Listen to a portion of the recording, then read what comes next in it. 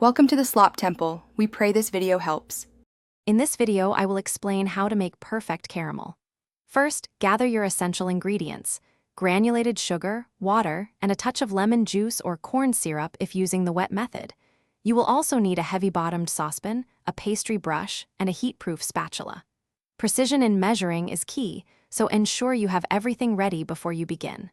A clean pan is crucial to prevent any sugar crystallization. Now, let's compare the two primary methods, wet versus dry.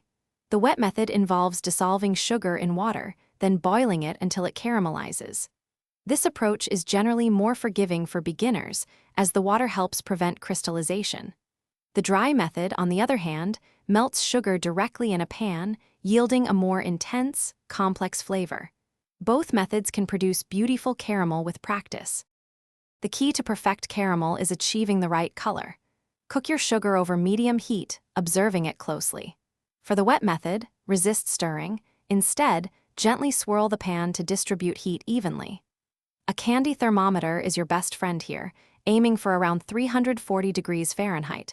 Once it reaches a rich, deep amber color, remove it from the heat immediately to prevent burning. To finish your caramel, carefully whisk in warm heavy cream and unsalted butter off the heat. Be extremely cautious, as the mixture will bubble up intensely. Continue stirring until it becomes smooth and uniform. Once cooled, your delicious caramel is ready to enjoy. Store it in an airtight container in the refrigerator for up to 3 weeks or at room temperature for about 1 week. Thanks for watching. Consider subscribing if we helped you.